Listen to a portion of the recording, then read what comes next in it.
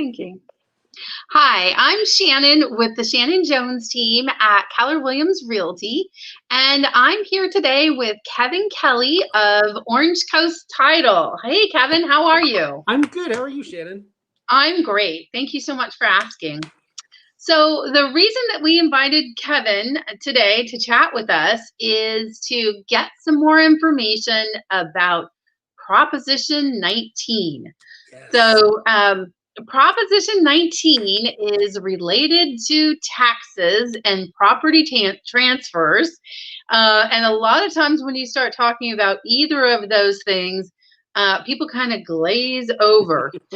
And yet, when you go to sell property or buy property and you care about the property taxes that you're going to be paying, suddenly those things are very important. And it's going to be taking effect in the not too far distance. So before we get into Proposition 19, Kevin, can you share with us a little bit of history going back to, say, Proposition 13 and 60 and 90? Absolutely. Okay. And where we were before Proposition 19 and then what it changes. Okay, great.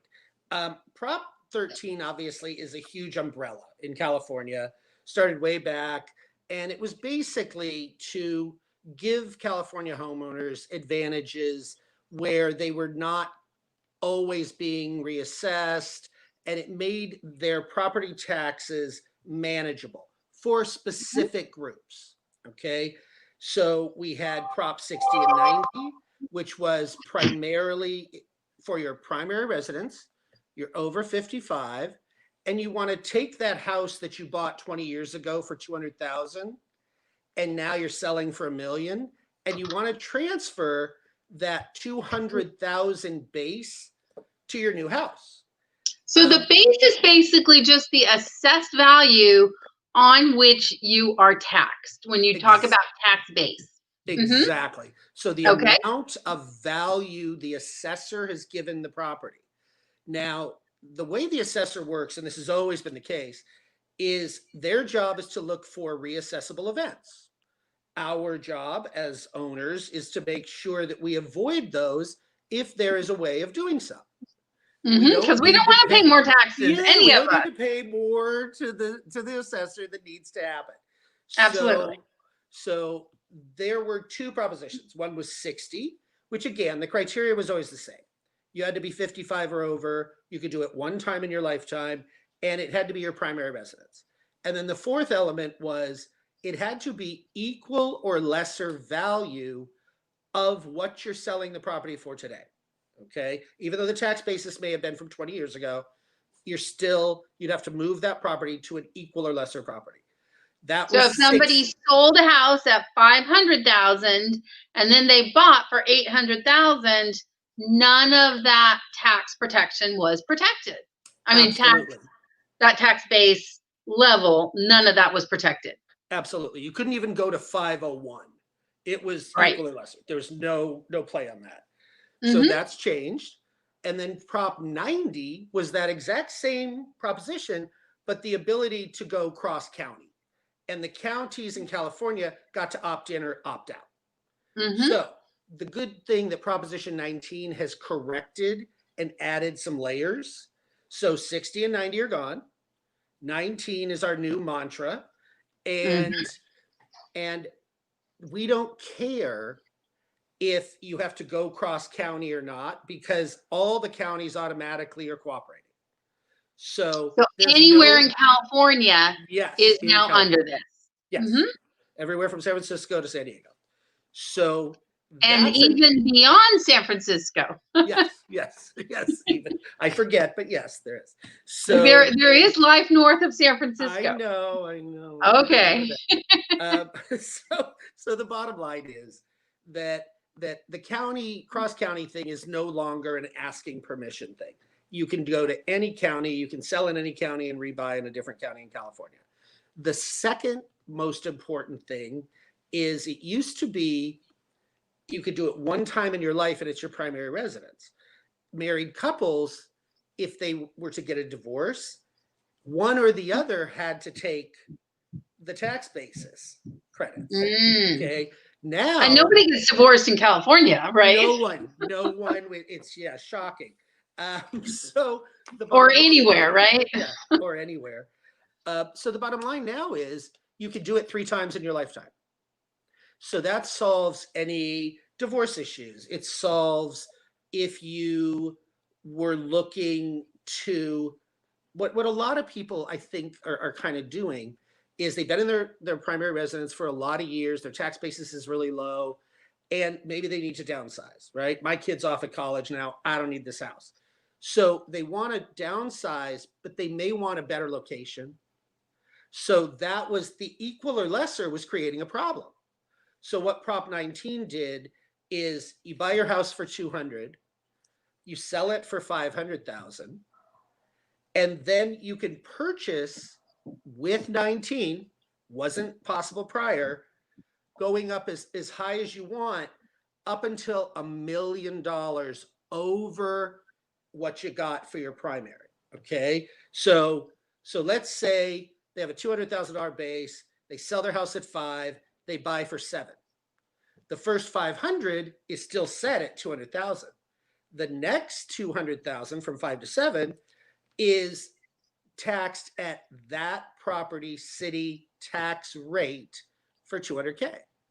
So they're just Got doing the prorations. So even in the worst case scenario, at 700,000, you're still only paying property taxes on 4. So, my whole goal in life entitled is to try to make sure that people don't have to overpay property taxes. Okay, right? So this is very advantageous to the average person. We just need to remember. the average person who's over 55. I was just going to say the average person who is, with the caveats of it's their primary residence, they are over 55, and that's the only boundaries right now. It I can mean, be you in and Lake I went to County. college together. Yeah, we're I know that you're over 55 because I'm over 55. yeah, So, just a smidge. I think we both uh-huh. are. So that's kind of that element, and then Prop 19, and that all starts April 16th of 2021. So Okay. So let's what's February? What is it that goes into effect in February? okay. So Prop 19 is a 3-pronged situation. The first handled 60 and 90. Done. We just talked about that. The next was a proposition called 58, which was the ability for a parent or grandparent to gift their property to their child or grandchild. Now, back in the day, 20 years ago, you just checked a box and the assessor said, sure, they're your kid. And sure, this is fine. And sure, mom is dead and grandpa is alive and blah, blah, blah. So you Now, can still gift it, but what we're talking about is gift it and have the tax base stay protected, you're correct? exactly right. Okay. So my mother decides to gift, and this is a big caveat because most of the people that have been calling me are like, I want to sell my property to my kid for under market value. There can be no money in the transaction. The assessor is very clear. It must be a bona fide gift. It must reflect that on the assessor forms. It must reflect that on the grant deed in the document transfer tax area. So there's no kind of way around that.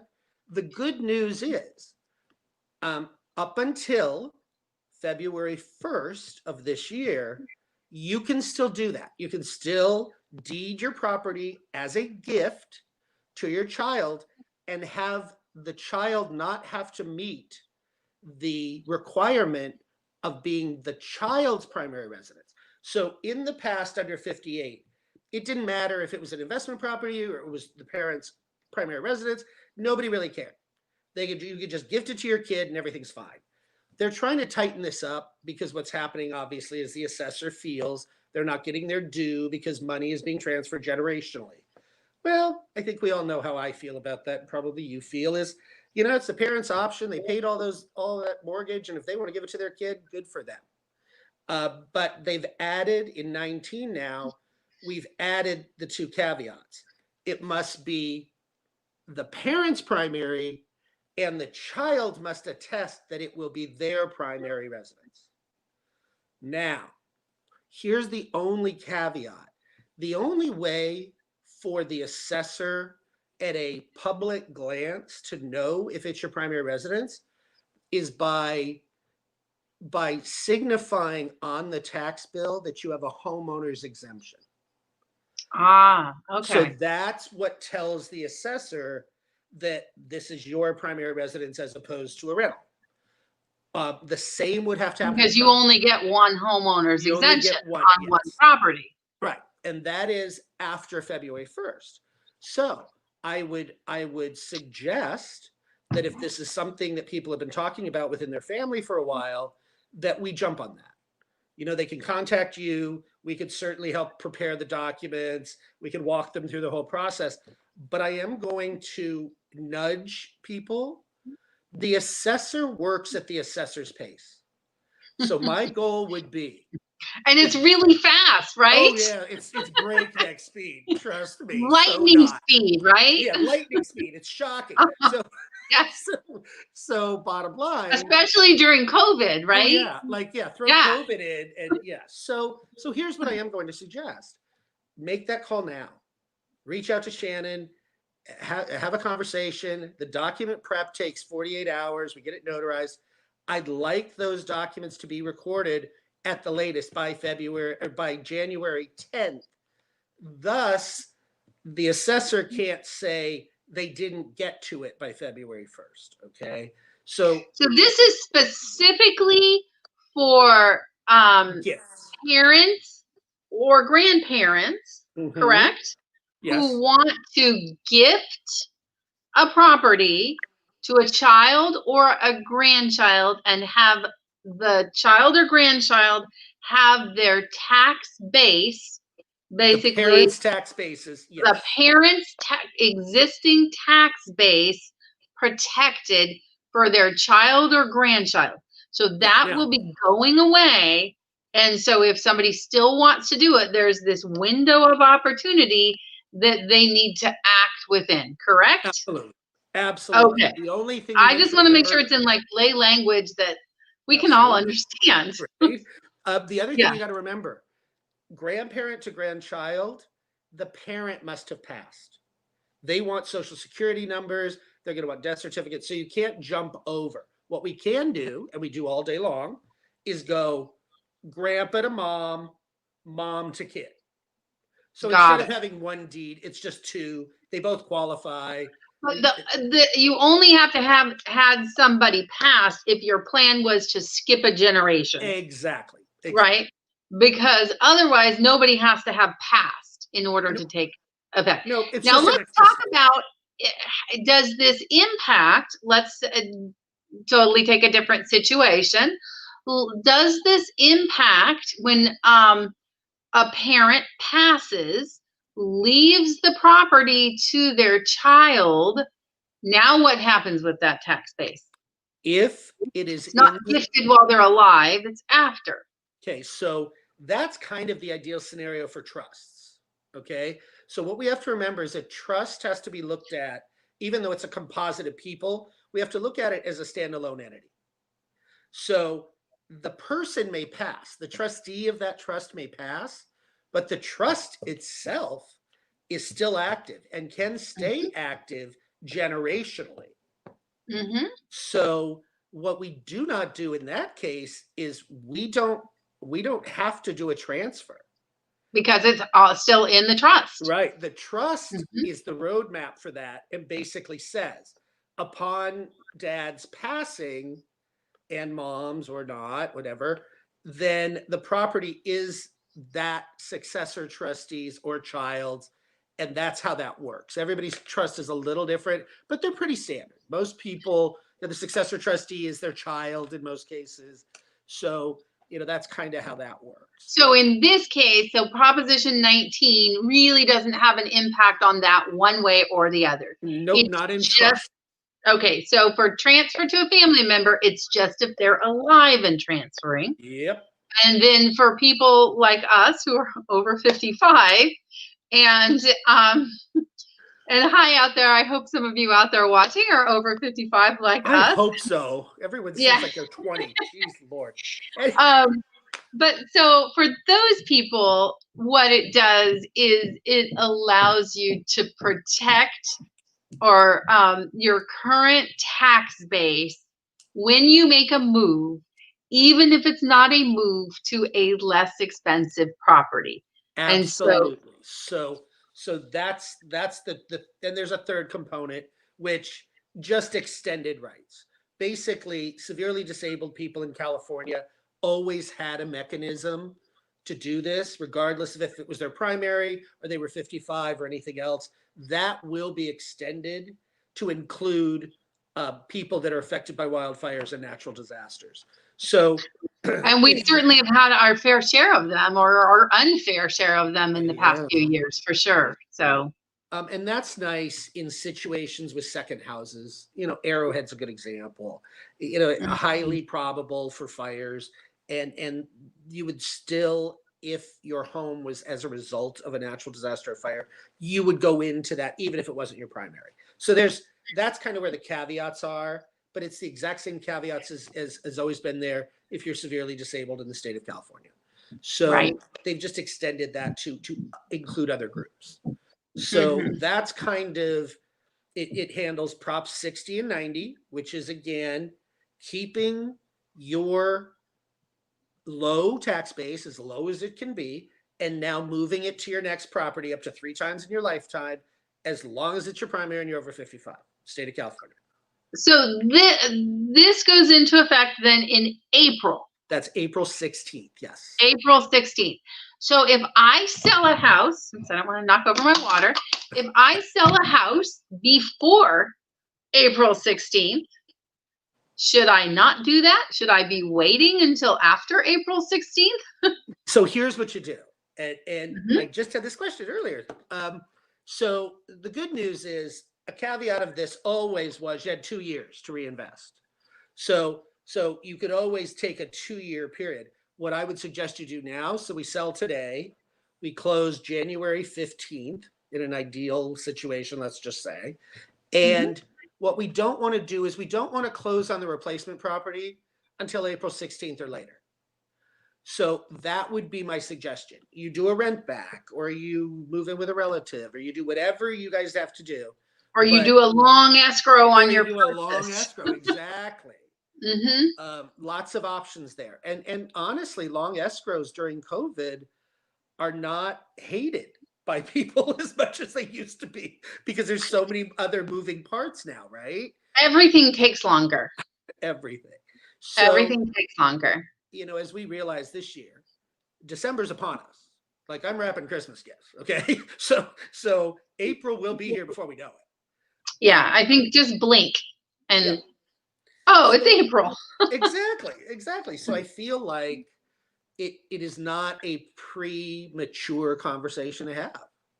I Mm-hmm. feel Mm-hmm. like, going into escrow in January, February, and closing April after April 16th, not a huge problem. So just something to think about. For sure, for sure. What other kinds of common questions are you getting from people who are looking into how this will impact their taxes and their financial decisions, Kevin? Most of them, honestly, I'm getting more calls about gifting properties, and they tend to be from the kid getting the property. So I think there's a caveat there too, is they put a cap on this. So I can receive $1 million worth of property from each one of my parents. So if my parents or husband and wife is joint tenant on up to $2 million worth of property, I can receive up to 2 million, but Mm, after free. But after that, then I have tax implications and all this other stuff. So that's a caveat. And again, when they do these bills, they're for the whole state. We ironically $2 million in Southern California might not be as big a portfolio as you think it is because our prices are well, high. it's interesting that you should say that, Kevin, because we literally every week we do on Tuesdays, we do a frequently asked question video, an FAQ video. And our video this week is on what can you buy for $1 million? Because when I started in real estate in the late 90s, $1 million really bought you quite a lot. And that was definitely, a luxury property. And now, it doesn't buy you as much. You're certainly not going to get a house on the beach. And, when people call us from elsewhere in the country and, oh, I want a house on the beach, and they're thinking they can do that for $1 million, because certainly there are parts of the country where you can, Right. but not in Southern California. And Long Beach, where we do the primary share of our business, is one of the most affordable coastal communities, and yet you can't buy now what you could for $1 million. And so it's it's not as much as it was. Right. And It's so still a just, nice house for sure, but it's not as much as it was. right. And the family needs to just keep that in the back of their head. The max is 2 million. Mhm. So Yeah. and then the other questions really, the prorations are pretty straightforward on 60 and 90. I think that's been a great thing. The ability to do that 3 times in a lifetime is just huge. Because again, our life changes as this was very evidence. We are 9 months into this, and you and I have spoken about this. I don't think we ever saw any of this coming, and now it's been a lifestyle. Like, this is our life right now. So as things change, and they change dramatically, it's not out of the ordinary that you could do this 3 times in your lifetime. Well, and here's the thing too. I think originally, maybe when lawmakers looked at providing this as a one-time benefit for older people like us, they viewed that, as you got into these sunset years or something, Twilight years, or yes. twilight years like we're in, that maybe you would do this like one time and then you're going to your forever home.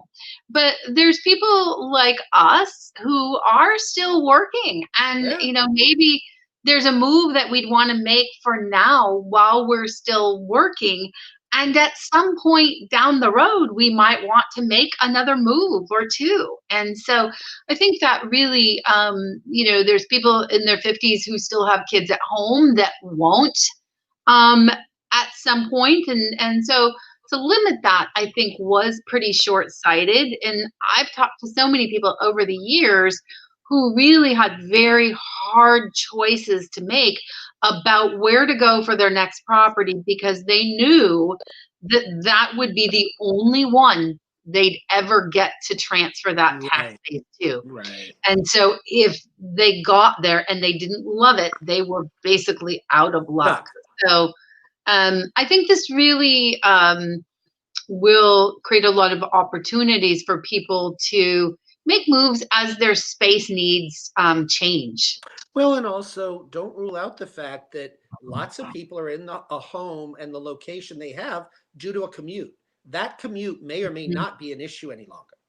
Mm-hmm. I mean, I'm in my living room. This is not my office. So we will be working from it wherever we are. Yeah, And for I many, think many people, that's true. that opens a lot of opportunity too, not having to For be sure. centrally located next to your workplace. Yeah. So, all right. Well, Kevin, thank you again for your time and all the information, and happy holidays to you. I appreciate it very, very much. I'll send you all this stuff. If you want to disseminate it out to people, please do. And yeah, definitely. We will, when we repost this, we will be reposting this on our website at Show Me Home. We'll also have it on Facebook and on YouTube.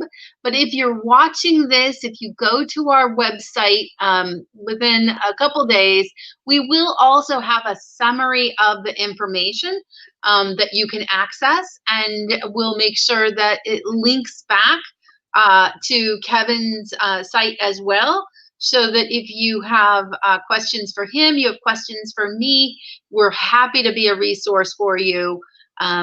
And stay safe, stay well. Hey, you too. We're here to Thanks. help. Thanks so much. Bye.